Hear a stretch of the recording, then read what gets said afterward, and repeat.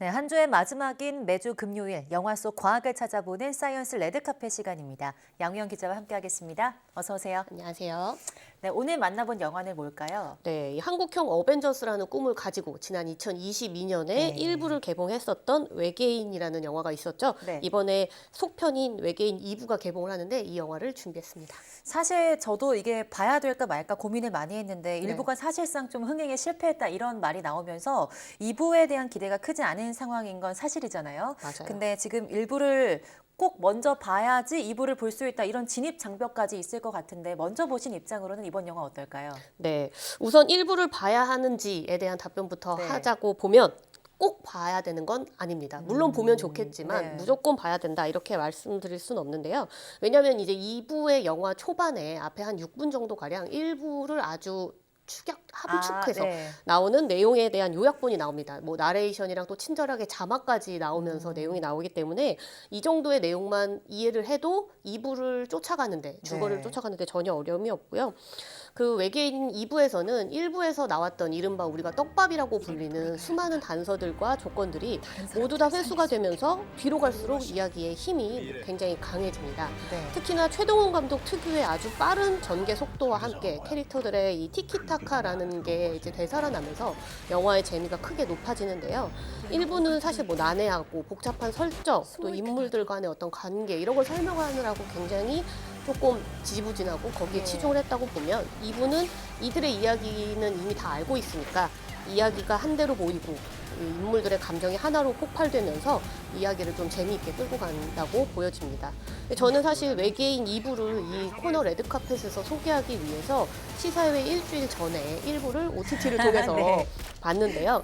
사실상 영화의 개봉 간격은 1년 반이나 걸렸지만 저는 사실 두 영화를 일주일 사이에 네. 거의 봤기 때문에 1부가 약간 약하기는 했어도 2부까지 이어오는 데 재미를 오히려 더 이렇게 좀 극대화시키고 키워왔다고 볼 수 있어요.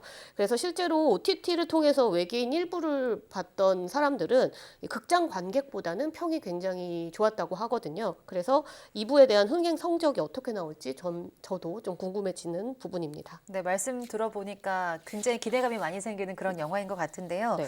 이 영화 굉장히 좀 복잡한 설정을 갖고 있습니다. 영화 내용도 간략하게 소개해 주실까요? 네, 복잡한 설정이라 조금 간략하게 설명하기 네. 조금 어렵지만 한번 도전해 보겠습니다. 네, 우선 외계인이라는 영화는 1390년 고려 말과 2022년 현대를 두 개의 시간축을 가지고 왔다 갔다 오가면서 이야기를 진행시킵니다.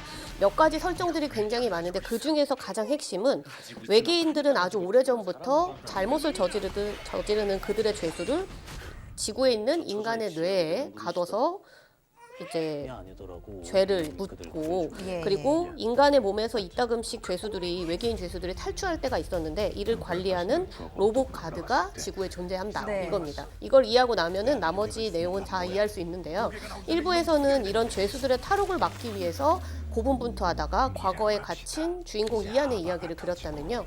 2부에서는 외계 죄수로부터 세상을 구할 신검이라는 어떤 특수한 무기를 손에 쥔 이안이 이 주변 사람들과 함께 힘을 합쳐서 2022년 이 현재로 돌아와 세상을 구하는 이야기를 그렸다고 보면 됩니다. 네, 말씀 간략하게 들어보니까 외계도 나오고 로봇, 시간여행 뭐 다양한 이야기가 나와서 좀 어렵지 않았을까 이런 생각도 드는 것 네. 같은데요. 그래도 2부 재밌게 보셨다고 하니까 조금 궁금해지는데 그런데 하나의 영화를 이렇게 1부와 2부로 나눠서 개봉한 게 외계인이 처음이라고요. 네, 그렇습니다. 우리가 1편이 흥행을 하면 속편을 만드는 경우도 봤고 또 이순신 3부작처럼 처음부터 다른 이야기지만 네. 세 개의 시리즈를 만들겠다는 계획도 있어 왔지만 외계인이라는 이 영화는 하나의 이야기를 중간에 빡딱 잘라서 1부랑 2부 이런 식으로 이제 개봉을 하는 거거든요. 이게 한국 영화에서는 최초로 시도된 거였습니다. 네. 이런 새로운 시도 때문인지 일부는 뭐 난해하다. 그리고 시간 이동이 너무 잦아서 이해하기 어렵다. 그리고 또 재밌어지려고 하는 순간 끝났다. 뭐 이런 이야기들을 많이 들었거든요. 그래서 일부의 손익분기점은 730만 명이었는데 이거에 한참 부족한 153만 명밖에 동원하지 못하면서 흥행 실패를 기록했습니다. 일부의 실패를 맛봤던 이 최동훈 감독은 와신 상담하며 2부 편집에 굉장히 공을 들였다고 해요. 그래서 1년 반이라는 시간 동안 50개가 넘는 편집본을 만들면서 어떻게 해야지 사람들에게 네. 이 이야기를 전달할 수 있을까 고민을 했다고 합니다. 사실 이 외계인 외계인이라는 영화는 하나의 장르로 규정하기 굉장히 어려운 독특한 영화라고 저는 느껴졌는데요. 이 무협이랑 판타지, 여기에 외계인이 등장하는 SF를 합쳤고 뭐 액션, 코믹, 쫓고 쫓기는 케이팝 무비의 특징까지 모두 다 버무려져 있습니다. 그래서 이 외계인이라는 영화가 누군가에게는 아주 새롭고 독창적인 재미를 느낄 수 있는 영화다라고 보이겠지만 또 누군가에게는 이도저도 아닌 난해하고 어려운 영화로도 남을 수 있을 것 같습니다. 네, 그럼 이제 영화에 대한 이야기 여기까지 나눠보고요. 영화 제목이 외계인이니까 또 외계인과 관련된 과학 이야기를 좀 나눠볼게요. 이 영화 속 설정을 보면 외계 대기인 하바가 터지면 지구의 모든 생명이 죽고 이제 외계인이 살 수 있게 된다 이렇게 나오는데요. 여기서 외계 대기 하바는 뭘까요? 네, 이게 아까 제가 잠깐 얘기했지만 이 영화가 정통 SF 영화는 아니기 때문에 사실상 이 외계인에 대한 뭐 존재 혹은 외계 대기인 하바에 대한 어떤 뭐 구성 조건이나 어떤 특징을 가지고 있는지에 대한 설명이 영화에서 사실 거의 아예 안 나옵니다. 예. 그래서 다만 그래서 제가 과학 기자로서 그냥 영화를 보면서 유추를 해본 네. 결과는 이 외계인의 고향 행성은 적어도 우선 태양계 안에 있는 행성은 아닐 테니까 태양계 너머의 외계 행성일 것이다 이렇게 보여지고 또 외계 대기 하바가 터진 곳에서 일부의 내용인데 사람들이 죽어나가거든요. 네. 그러니까 지구의 공기 조건, 우리가 대기 구성 조건보다 조건 안에서 산소가 더 적거나 혹은 산소가 아예 없거나 이 하바의 조건 안에 뭐 산소가 없거나 적거나 이렇게 좀 유추해 볼 수 있고요. 또 일부 내용에서 보면 이 하바가 터지고 난 다음에 일정 지역까지만 번져 나가고 그 이후로는 퍼지지 않고 한 자리에 계속 머물러져 있는 모습이 나오거든요. 그래서 지금 우리가 숨을 쉬고 있는 지구의 공기보다는 조금 더 무거운 기체일 수 있겠다. 이 정도를 유추해 볼 수 있을 것 같습니다. 네, 그럼 여기서 또 궁금해지는 게 영화 설정과 반대로 우리가 외계 행성에 가서 살 수도 있게 될까요? 네, 우선 이 다른 행성에서 인간이 살 수 있는 환경을 만드는 것부터 먼저 해야 되는데 인간들이 사실은 지구의 여러 가지 조건 때문에 지구라는 행성을 벗어나서 인류가 새로운 행성에서 터전을 잡는 것에 대한 이제 욕구가 많이 있고 그거에 네. 대한 연구도 많이 진행이 되고 있습니다. 이렇게 인간이 살 수 있는 환경으로 행성의 어떤 환경을 바꾸는 거를 테라포밍, 지구화라는 이 단어로 되어 있는 기술을 개발을 하고 있어요. 네. 그래서 이런 관련된 기술들을 굉장히 오래 개발을 하고 있는데 이 가장 유력한 테라포밍 행성, 그러니까 지구화할 수 있는 행성으로 과학자들이 꼽고 있는 것이 바로 화성입니다. 물론 지구에서 가장 가까운 행성은 달이라고 볼 수 있지만 달은 사실 운석 충돌의 위험이 굉장히 크고 대기가 아예 없는 상태이기 때문에 화성이 그거보다 조금 더 이 안전하다. 인간이 살 수 있는 조건이 조금 더 갖춰져 있다라고 보여지는데요. 그렇다곤 하지만 화성의 조건도 뭐 그렇게 녹록하지는 않습니다. 네. 화성은 평균 기온이 영하 63도로 아주 춥고 또 중력은 지구의 38% 수준이라서 중력도 매우 미약하고요.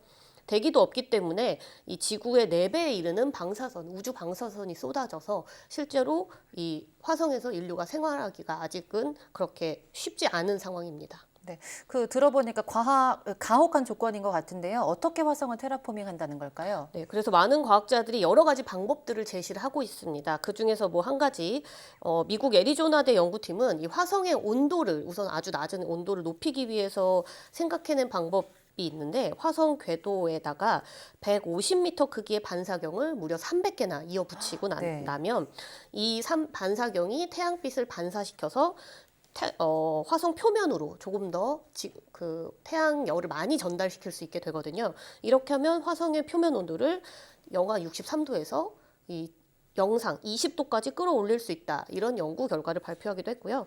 이 나사의 제임스 그린 박사 같은 경우에는 강력한 자기장을 가진 전자 회로를 라그랑주 L1이라는 지점에다가 보내면 인공 자기장을 만들어서 화성 대기를 두껍게 만들 수 있다라는 모의 실험 결과를 발표하기도 했습니다.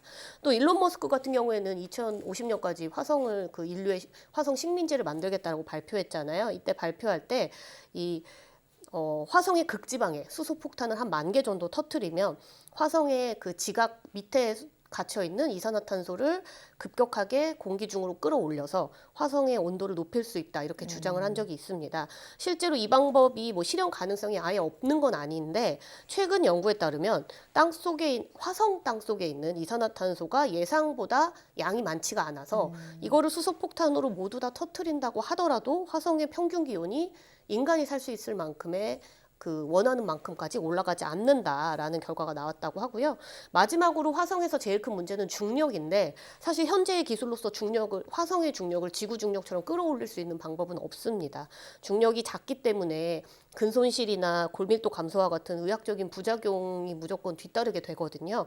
다만 뭐 화성에서 만약에 인간이 거주하는 공간을 따로 만들어서 국제 우주정거장처럼 일정 속도로 회전을 시키면 중력 가속도 1g라는 어떤 중력을 막 강제로 만들 수는 있겠지만 이건 이제 어떤 특정 공간만 만들 수 있는 거기 때문에 중력 문제가 좀 마지막으로 남아 있는 상황입니다. 네, 오늘 이렇게 외계인 영화에 대한 이야기도 나눠보고 영화 그 외계에 대한 이야기까지 나눠봤는데요. 1편 못 봐서 이 영화 좀 넘어가야 하나 싶었는데요. 이번 주말에 꼭 보러 가봐야 될 것 같습니다. 오늘 말씀 잘 들었습니다. 고맙습니다.